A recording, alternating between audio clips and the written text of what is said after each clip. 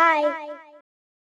My dream job is to be a therapist. That might be a weird way to start a video about DBD balancing, but I promise I'm leading somewhere with this. And then inversely, there's the much less talked about nightmare job. My nightmare job is to be on the development team at Behavior Interactive, where every decision, every fix, every patch makes some group of people angry. Dead by Daylight is a game that enters good phases and bad phases, and right now I'd say we're in a state where a lot of people are unhappy. I generally avoid talking about balancing, because in one way or another I will always be wrong. Whatever generalization I'm trying to make, there is an exception or multiple exceptions to that rule. And that is the root problem, right? There are so many factors and pieces of the puzzle that goes into creating a match of Dead by Daylight. Broadly, there's the killers and the survivors. Then there's the perks, the items, the add-ons, the map generation, the power, the experience levels. It's a lot to juggle.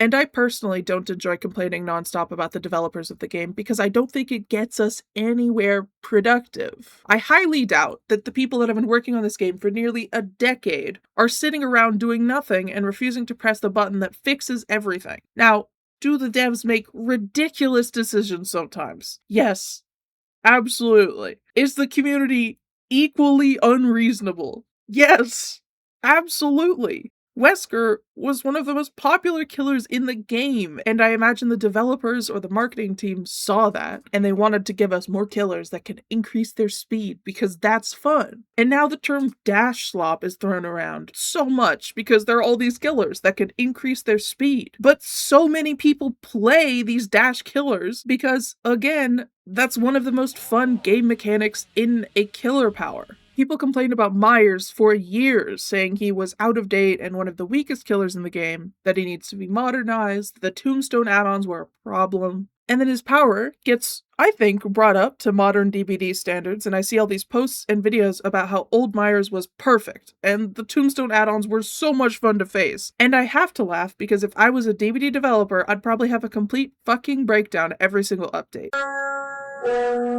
Everyone has their own experiences and opinions about the balancing of this game, and I'm here to share my own thoughts. First, let's take a trip down memory lane. I'm going to talk about unbalanced things throughout DBD history and how they ultimately were brought into a better / more balanced state.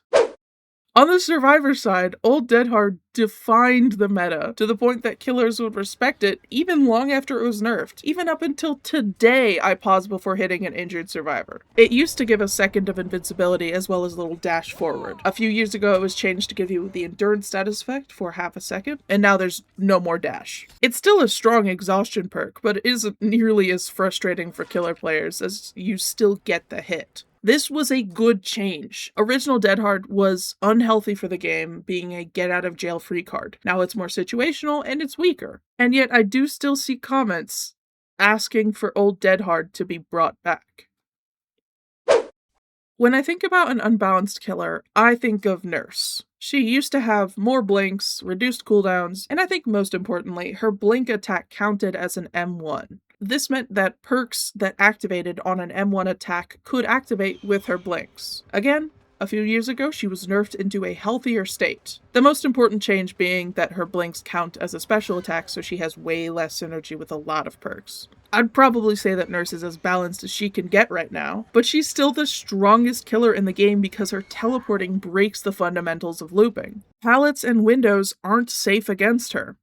So what's my takeaway from these two examples? Number one, some people will always ask for unbalanced changes, either from a place of bias or ignorance. This makes it harder to figure out what the correct choice is when making balancing decisions or formulating opinions about the game. Finding the right answer is difficult. Number two, whether or not something is balanced is a spectrum, not a true or false question. A core part of Nurse's identity is the ability to teleport. So, to maintain that, she always needs to be unbalanced to a degree. The right answer will not fix everything. There's always more work to do.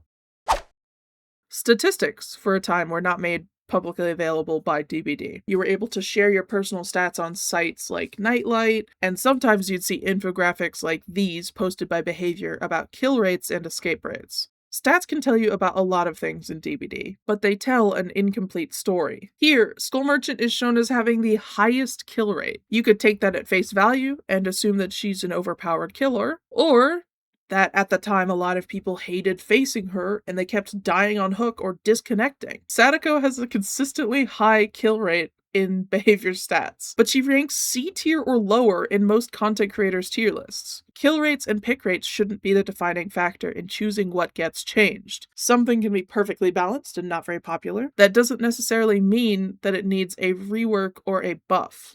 Statistics don't paint the full picture.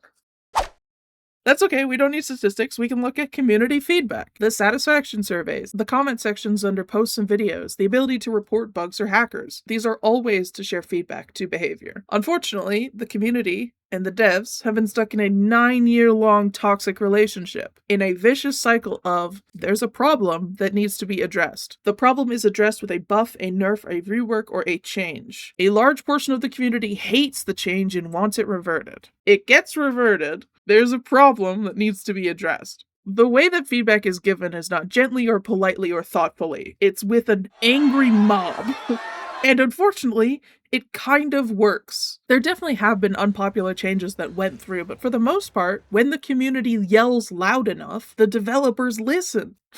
So this, what I think is bad behavior, is often reinforced. There are a lot of posts and videos that give constructive criticism about DBD's balancing and give ideas for solutions. But there's also a lot of people talking about how the developers are killing the game, ruining the game, all of the above. The community is constantly arguing about killer strength.